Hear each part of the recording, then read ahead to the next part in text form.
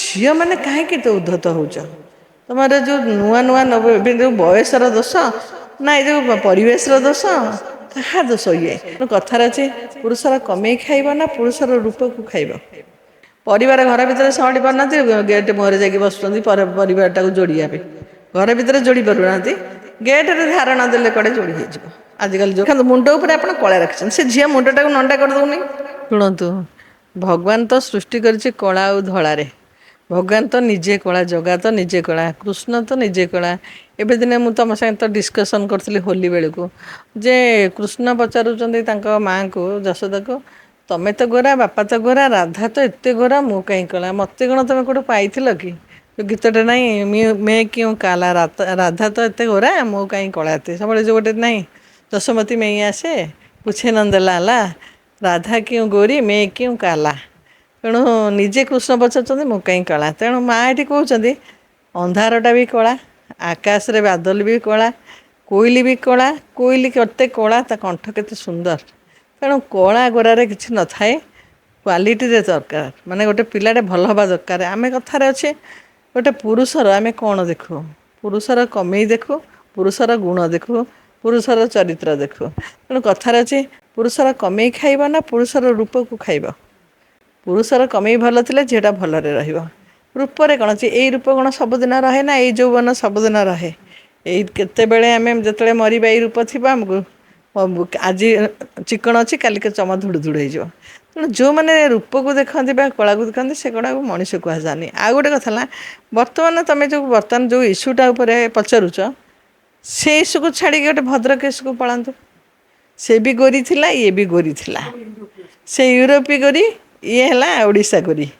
ସେ ବି କଳା ପୁଅକୁ ବାହାହେଇଛି, ଇଏ ବି କଳା ପୁଅ ହେଇଛି। ସେ କାହିଁ ଦୂରରୁ, କେଉଁ ଦୂରରୁ ସାତ ଦରିଆ ପାର ହେଇକି ଆସି ଓଡ଼ିଶାରେ ରହି ଗାଈକି ଖାଇବାକୁ ଦେଉଛି, ଚୁଲିରେ ରାନ୍ଧୁଛି, ପନିକିରେ କାଟୁଛି, ଓଡ଼ିଆରେ କହୁଛି ଭାତ ଆଲୁ ଭାଜି ଖାଇଛି।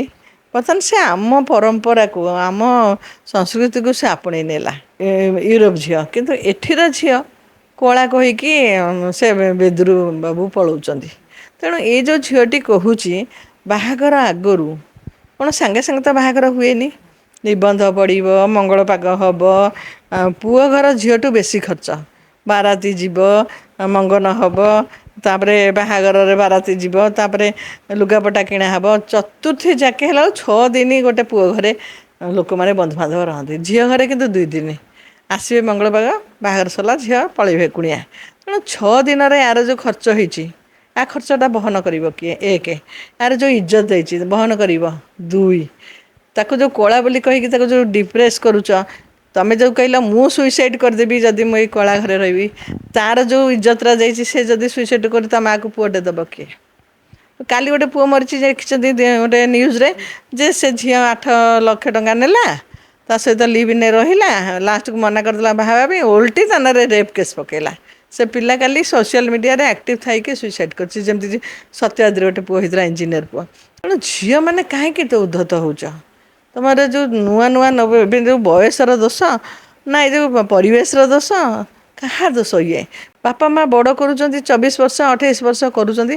ବାପା ମା' ଯେଉଁଠି କହୁଛନ୍ତି ସେଠି ନ ବାହା ହେଇକି, ଯଦି ବି ବାହା ହେଉଛନ୍ତି 8 ଦିନ 10 ଦିନ ପରେ ପଳେଇ ଯାଉଛନ୍ତି। ଏବେ ଗୋଟେ ଦେଖିଛନ୍ତି, ବାହା ହେଇକି ଝିଅ ଗଲା, ବାଟରେ ଶିଶୁପାଳ କରିଦେଲେ, ଝିଅକୁ ଧରିକି ପଳେଇଲେ ତାର ଲଭର। ପୁଣି ଖୋଜି ଖୋଜି ପୋଲିସ ଏବେ ପାଇଛି। ତେଣୁ ତମେ ଯଦି ଭଲ ପାଉଛ ଯାହାକୁ, ତମେ ବାପା ମାଆକୁ ଆଗରୁ କ୍ଲିଅର କରିଦିଅ। ଯିଏ ବାହାରେ ଆସୁଛି ତାକୁ ଡାଇରେକ୍ଟ କୁହ, ନାହିଁ ମୁଁ ଅନ୍ୟ ଆଡ଼େ ସେଟ୍ ଅଛି, ମୁଁ ବାହା ହେବି ନାହିଁ। ତେଣୁ ତମେ ବାପା ମାଆର ଇଜ୍ଜତ ବୁଡ଼ଉଛ, ଶ୍ୱଶୁର ଘର ଇଜ୍ଜତ ବୁଡ଼ଉଛ।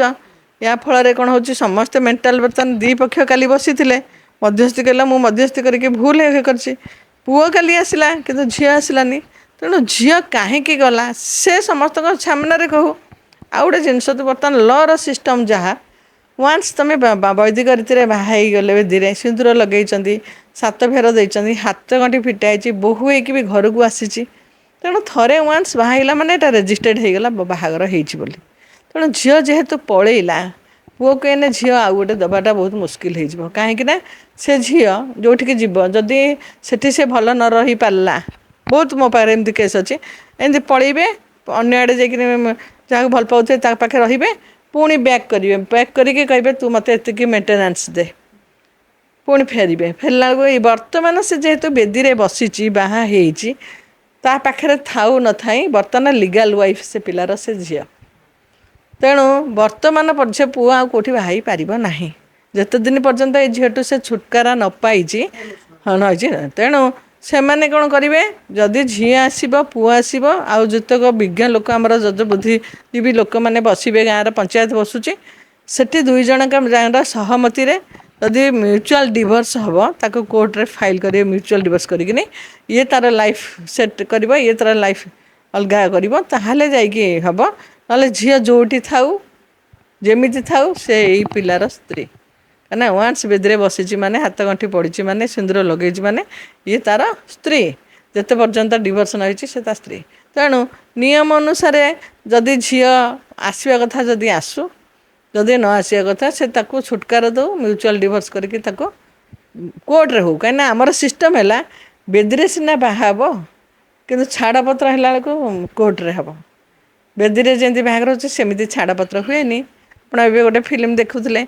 ତେଣୁ ଏଠି ବେଦିରେ ବାହାଘର ହେଲେ ହାତ ଗଣ୍ଠି ପଡ଼ିଲା ସାତ ଫେର ନେଲେ ସିନ୍ଦୁର ଲଗେଇଦେଲା ମଙ୍ଗଳସୂତ୍ର ଲଗେଇଲା ଚୁଡ଼ି ପିନ୍ଧେଇଲା କିନ୍ତୁ ସେ ତାଙ୍କ ସହିତ ସମ୍ପର୍କ ରଖୁ ନ ରଖୁ ସେ ତା ସ୍ତ୍ରୀ।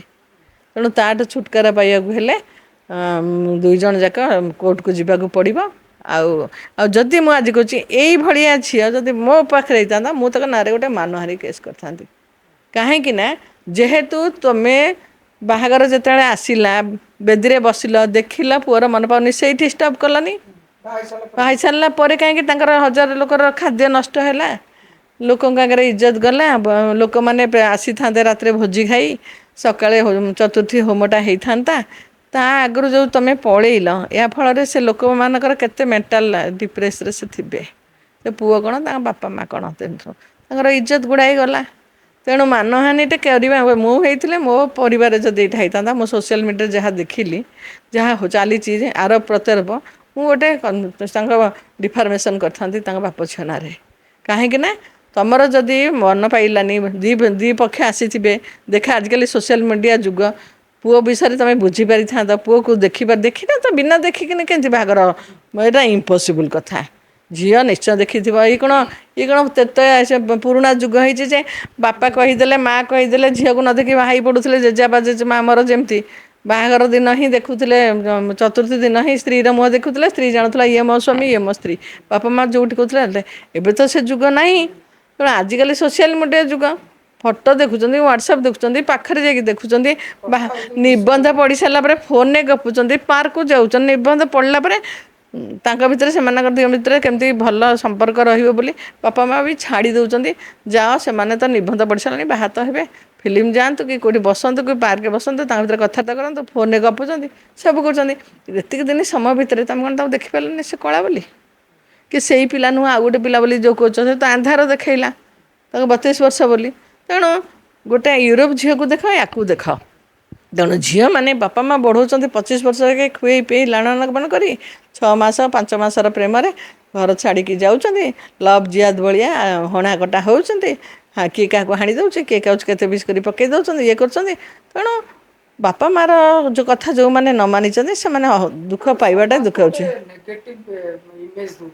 ନିଶ୍ଚୟ ଏଇ କେସ୍ଟା ଦେଖନ୍ତୁ କ'ଣ ହେବ ସମସ୍ତେ ନଜରରେ ଅଛନ୍ତି। କାହିଁକିନା ବର୍ତ୍ତମାନ ତ ସେ ଅଲରେଡ଼ି ସ୍ତ୍ରୀ ହେଇକି ଅଛି ଆଜି ବି ଅଛି ଯେତେ ପର୍ଯ୍ୟନ୍ତ ଡିଭୋର୍ସ ନେଇକି ଅଛି। ଆମେ ଆଜି ଏଇ ପୁଅଟା ଆଉ ତା'ର ଜୀବନରେ ସେ ବର୍ତ୍ତମାନ ବାହା ହେବା ଆଗରୁ 100 ଥର ଭାବିବ ଯେ କାଳେ ସେ ଝିଅ ପୁଣି ଫେରିବ କାଳେ ସେ ଝିଅ ମନରେ ମେଣ୍ଟେନାନ୍ସ କେସ୍ କରିବ। ଆଜିକାଲି ଝିଅମାନେ ବାହା ହେଉଛନ୍ତି 7 ଦିନ 8 ଦିନ ପରେ ପଳାଉଛନ୍ତି ଘରର ଟିକେ ବି କିଛି କରୁନାହାନ୍ତି ଶାଶୁ ଶ୍ୱଶୁର ସେବା ନାହିଁ ସ୍ୱାମୀର ସେବା ନାହିଁ ସ୍ୱାମୀର ଇଜ୍ଜତ ବୁଡ଼େଇଲେ ସାଙ୍ଗେ ସାଙ୍ଗେ କୋର୍ଟ ଯାଇକି 5 ଲକ୍ଷ ଦିଅ ମୁଁ ଅଲଗା ଜାଗାରେ ବାହାହେବି ତୁମେ ମୋ ଜୀବନ ନଷ୍ଟ କଲ। ଆରେ କିଏ କାହା ଜୀବନ ନଷ୍ଟ କଲ? ତୁମେ ତ ମାସେ ରହିପାରୁନ ଗୋଟେ ଘରେ ଆସିକିନି ବାହା ହେଇକି ନିଜ ପରିବାରକୁ ସମ୍ଭାଳି ପାରୁନ। ଯେମିତି ଆରଥର କହିଲି ପରିବାର ଘର ଭିତରେ ସମ୍ଭାଳି ପାରୁନାହାନ୍ତି ଗେଟ୍ ମୁହଁରେ ଯାଇକି ବସୁଛନ୍ତି ପରିବାରଟାକୁ ଯୋଡ଼ିବା ପାଇଁ ଘର ଭିତରେ ଯୋଡ଼ି ପାରୁନାହାନ୍ତି ଗେଟ୍ରେ ଧାରଣା ଦେଲେ କୁଆଡ଼େ ଯୋଡ଼ି ହେଇଯିବ ଆଜିକାଲି ଯେଉଁ ଟ୍ରେଣ୍ଡ ହେଇଛି। ତେଣୁ ନିଜ ପରିବାରକୁ ନିଜ ହାତରେ ଭାଙ୍ଗୁଛନ୍ତି ଆଜିକାଲି ଝିଅମାନେ।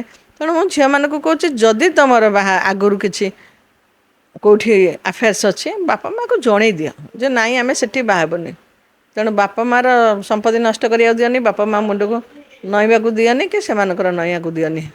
ଉଦାହରଣ ଦେଖିଲୁ ପ୍ରମୋଦିନୀ ସେ ସାମ୍ବାଦିକର ଯୋଉ ଏସିଡ୍ ଆଟାକ୍ ହେଇଥିଲା ତାଙ୍କୁ ଜଣେ ବାହା ହେଇଛନ୍ତି ସେ ତ ତାଙ୍କ ରୂପ ନାହିଁ ତାପରେ ବି ଜଣେ ତାଙ୍କ ହାତ ଧରିଲେ ତ ଏଇଠୁ ବି କିଛି ଶିଖି ହଁ ପାରୁନାହାନ୍ତି। ଦେଖନ୍ତୁ ଏ ସେ ଗୋଟେ ନୁହଁ ଏସିଡ୍ ମାଡ଼ର ବହୁତ ମୁଁ ବି ଉଦାହରଣ ଦେଖିଛି ଆଉ ପଦ୍ମିନୀର ବି ମୁଁ ଜାଣିଛି ତାଙ୍କର ଯେତେବେଳେ ହେଇଥିଲା ଆମେ ଯେତେବେଳେ ଯାଇଥିଲୁ ସେ ଝିଅ ଦେଖନ୍ତୁ ସେ ପୁଅଠୁ ଶିଖିବାର ଅଛି ତାର ଗୋଟେ ପୁଅ ଆସିକି ହେଲାଣି ତାର ଗୋଟେ ପୁଅ ହେଲାଣି ସେ ଏବେ ଗୋଟେ ତାଙ୍କର ଗୋଟେ ପ୍ରୋଗ୍ରାମ କରୁଥିଲେ ଯେ ଦେଖ ସେ ସ୍ୱାମୀଟି ରୂପକୁ ଯଦି ଦେଖିଥାନ୍ତା ସେ କ'ଣ ତାଙ୍କୁ ରଖିଥାନ୍ତା ଏସିଡ୍ ମାଡ଼ରେ ତାଙ୍କ ମୁହଁ କେତେ ନଷ୍ଟ ହେଇଯାଇଛି ତଥାପି ପିଲାକୁ ଭଲ ପାଉଛନ୍ତି ତାଙ୍କୁ ଭଲ ପାଉଛନ୍ତି ତାଙ୍କୁ କେତେ ଆଦର କରୁଛନ୍ତି ତାଙ୍କୁ ଆସି କେତେ ବର୍ଷ ହେଲା ସେମାନେ ଆସିକି ରହିଲେଣି ପିଲା ଆସି କେତେ ବଡ଼ ହେଇଗଲାଣି ତେଣୁ ଏଇ ଯେଉଁ ସମ୍ପର୍କଟା ତାଙ୍କଠୁ ବି କିଛି ଶିଖିବାର ଅଛି ଦେଖନ୍ତୁ ସେ ଗୋଟେ ଏସିଡ୍ ମାଡ଼ ସ୍ତ୍ରୀ ଲୋକକୁ ରଖିକି ସ୍ତ୍ରୀ ସ୍ୱୀକାର କରି ପିଲାଟେ ହେଇଲାଣି କିନ୍ତୁ ତାଙ୍କୁ ତାଙ୍କ ମୁହଁକୁ ଦେଖି ତାଙ୍କୁ କିଛି ଖରାପ ଲାଗିଲାନି ତାଙ୍କୁ ସ୍ତ୍ରୀ ରୂପରେ ସେ ଗ୍ରହଣ କରିପାରିଲେ ତେଣୁ ଏସବୁ କ'ଣ କଲେ ଏସବୁ ଫେକ୍ଚାମି ଆଜିକାଲି ଝିଅମାନଙ୍କର ଗୋଟେ ଫେକ୍ଚାମି ନା ବାପର ମୁଣ୍ଡ ନୁଆଉଛନ୍ତି ଏମାନେ ତେଣୁ ବାପ କରିବ କ'ଣ ଯେତେବେଳେ ପିଲା ନ ମାନୁଛି କହୁଛି ମୁଁ ସୁଇସାଇଡ଼୍ କରିଦେବି ବାପ ବାଧ୍ୟ ହେଇକି ମୋ ଝିଅ କାଳେ ସୁଇସାଇଡ଼୍ କରିଦେବ ବୋଲି ଯାଇକି ଧରି ପଳେଇ ଆସିଲା କିନ୍ତୁ ପର ମୁହୂର୍ତ୍ତରେ କ'ଣ ହେବ ସେଇଟା ପିଲା ବାପା ମା ବୁଝିବା ଦରକାର ତାକୁ ବୁଝେଇ ସୁଝେଇ ଛାଡ଼ିବାର ଥିଲା ପୁଣି ଆଉଥରେ ଯେ ପିଲା ଯଦି କହୁଛି ଯେ ନାଇଁ ମୁଁ ଏଠି ରହିବିନି କ'ଣ ଅସୁବିଧା ହେଉଛି ପିଲାଠୁ ବୁଝ ତେଣୁ ବର୍ତ୍ତମାନ ଯଦି ସେମାନେ ଏଫଆଇଆର୍ ଫେଫଆର୍ ଦେଇକିନି ଚାହିଁଲେ ସେ ପିଲାଟାକୁ ହଇରାଣ କରିବେ ପୁଅଟାକୁ ହଇରାଣ କରିବାକୁ ଚେଷ୍ଟା କରିବେ କିନ୍ତୁ ଓଡ଼ିଶାରେ ଲୋକମାନେ ବର୍ତ୍ତମାନ ସମସ୍ତେ ସଜାଗ ଯେ ନାଇଁ ତା ପାଇଁ କ'ଣ ୟା ପରେ କ'ଣ ହେଇପାରିବ ଲୋକମାନେ ବର୍ତ୍ତମାନ ଭାବୁଛନ୍ତି ତେଣୁ ସେଇ ପଞ୍ଚାୟତ ବସିକି ମୋ ମତରେ ଗୋଟେ ମ୍ୟୁଚୁଆଲ୍ କରିକି ଯଦି ସେ ଝିଅ ନ ଆସିବାକୁ ତାକୁ ଡାକ ସେ ଯଦି ନ ଆସିବ ଲେଖିଦେଉ ଆପଣ ଯଦି ସେ ଚାହୁଁଛନ୍ତି ନ୍ୟାୟ ପାଇବା ପାଇଁ କିନ୍ତୁ ତାଙ୍କ ପଛରେ କେହି ନାହାନ୍ତି ଡରି ଯାଉଥିବେ ଯଦି ଆପଣଙ୍କ ପାଖକୁ ଆସନ୍ତି ଆପଣ ତାଙ୍କୁ କିଛି ସାହାଯ୍ୟ କରିବେ। ମୁଁ ତ ଫାଷ୍ଟ ତାଙ୍କୁ କହିବି ଯେ ତମେ ତାକୁ ସେ ଝିଅକୁ ଡାକ କାହିଁକିନା ପୁଅ ଏକା ଆସିଲେ ହେବନି ସେ ଝିଅ କାହିଁକି ଗଲା ସେ ଓପନ୍ କରୁ ଯେମିତି ସୋସିଆଲ ମିଡ଼ିଆରେ ବର୍ତ୍ତମାନ ସବୁଆଡ଼େ ଏଇ ଜିନିଷ ଚର୍ଚ୍ଚା ହେଉଛି ତେଣୁ ଝିଅ କାହିଁକି ଗଲା ସେ ବାପା ଆଗରେ କହିଛି ଖାଲି ବାପା କହିଲେ ହେବନି ପୁଅଟା ଯେମିତି କହୁଛି ଓପନ୍ ଆସିକି ଆପଣଙ୍କ ମିଡ଼ିଆରେ ଆସିକି କହିଲାଣି ଝିଅ କହୁ କାହିଁକି ସେ ରହିଲାନି କାହିଁକିନା ପୁଅର ଅଧିକାର ଅଛି କହିବାକୁ ଝିଅର ବି ଅଧିକାର ଅଛି ଆମେ କାହା ଜୀବନ ନଷ୍ଟ କରିବାର ଅଧିକାର ନାହିଁ ତାଙ୍କ ଘରର ବହୁତ ନଷ୍ଟ ହେଇଯାଇଛି ସେ ପିଲାର ଜୀବନରେ ସେ ବହୁତ ଗୋଟେ ଭଲ ପିଲାଟା ଦେଖନ୍ତୁ ଏବେ ବି ହସି ହସି କଥା କହୁଛି ଏତେ ଖରାପ ପିଲା ବି ସେ ନୁହଁ ତେଣୁ ରୂପ ଯେଉଁ କହୁଛ ରୂପ ଯଦି ଏଇଠି ଯଦି ସେ ଝିଅଟି କାଳି ହେଇଥାନ୍ତା ପୁଅଟା ଗୋରା ହେଇଥାନ୍ତା ସେ ଝିଅକୁ ସେ ଯଦି ତଡ଼ି ଦେଇଥାନ୍ତା ମୁଁ ସେ ପିଲା ସାଙ୍ଗରେ ସମ୍ପର୍କ ଚାହାନ୍ତି ତାହେଲେ ସେ ଝିଅର ଅବସ୍ଥା କ'ଣ ହେଇଥାନ୍ତା ତେଣୁ ରଙ୍ଗର ଫରକ ହଁ ଦେଖୁଛନ୍ତି ମାନେ କଳା ଗୋରା କରିକି ଏବେ ମାନେ ସାଧାରଣତଃ ସମାଜକୁ ଗୋଟେ ନେଗେଟିଭ ହଁ ପ୍ରଭାବ ନିଶ୍ଚୟ ପକାଉଛି। କାହିଁକି ନା କଳା କ'ଣ ମଣିଷ ନୁହଁ ମଣିଷ କଳା କ'ଣ ଗୋରା କ'ଣ ଭଗବାନ କାହାକୁ କାହିଁକି କେମିତି ଏମିତି ଦେଖନ୍ତୁ ଦେଖୁଛନ୍ତି? ଦେଖନ୍ତୁ ମୁଣ୍ଡ ଉପରେ ଆପଣ କଳା ରଖିଛନ୍ତି ସେ ଝିଅ ମୁଣ୍ଡଟାକୁ ନଣ୍ଡା କରିଦେଉନି ଯଦି କଳାକୁ ଖରାପ ଭାବୁଛି ଏ ମୁଣ୍ଡର ଚୁଟିଟାକୁ କାଟିଦେବୁ କଳା ଶାଢ଼ୀ ନ ପିନ୍ଧୁ ପାଦ ତଳେ ଦେଖନ୍ତୁ ଗୋରା କଳାଟା ଆମେ ମୁଣ୍ଡରେ ମୁଣ୍ଡେଇକି ଅଛୁ କୋଇଲି କଳା କେତେ ସୁନ୍ଦର ତା କଣ୍ଠ ତେଣୁ କଳାରେ କ'ଣ କଳା ବାଦଲ କଳା ରାତି ହେଲେ ଅନ୍ଧାର ତୁ ତାହେଲେ ରାତି ଅନ୍ଧାରକୁ ବି ଡରୁଥିବୁ ଯଦି କଳା ପୁରୁଷକୁ ଦେଖିଲେ ଡରୁଛୁ ରାତି ଅନ୍ଧାରେ ବି ଡରୁଥିବୁ ଲାଇଟ୍ ଲଗେଇ ଶୋଉଥିବୁ ତେଣୁ ସେଇଗୁଡ଼ାକ ଯେ ମାନେ ଛୋଟ ସୋଚ୍ ଯେଉଁମାନଙ୍କର ସେମାନେ ଦେଖନ୍ତୁ ଆକୁ ଛାଡ଼ିକି ଗଲା ଆଉ ଯେଉଁଠି ରହିବ ସେଠି ଭଲରେ ରହିବ ବୋଲି କ'ଣ ମାନେ ଅଛି ଭଲରେ ରଖିବ ବୋଲି କ'ଣ ମାନେ ଅଛି ତେଣୁ ଏ ଯେଉଁ ଜଣଙ୍କର ପରିବାର ଭାଙ୍ଗିକି ଆଉ ଗୋଟେ ଜାଗାକୁ ଯିବା ସେ ପରିବାରର ଅଭିଶାପ ପଡ଼ିବନି ତାଙ୍କ ମା ବାପା ଯେଉଁ ବୁଢ଼ାବୁଢ଼ୀ କେତେ ମନ ଦୁଃଖ କରୁଛନ୍ତି ସେ ପିଲାଟା କେତେ ମନ କହିପାରୁନି ସିନା ଖାଲି ହସୁଛି କିନ୍ତୁ ସେ ପିଲା ମନରେ କେତେ ଦୁଃଖ ଅଛି ତାକୁ ପୁଣି ବୁଢ଼ା ଫୁଢ଼ା କହିକିନି ଗୋଟେ କେତେ ପ୍ରକାର ତମେ ତ ବାହାରିଲନି ତ କାହିଁ ବୁଢ଼ା କହୁଛ ତାର ତ ଆଧାରରେ 32-33 ଅଛି ଦୁନିଆ ଲୋକ ତମେ ଆଗରୁ କିଛି ତା ବିଷୟରେ ବୁଝିଲନି ଖାଲି ଏମିତି ଝିଅଟାକୁ ଦେଇ ଦେଉଥିଲ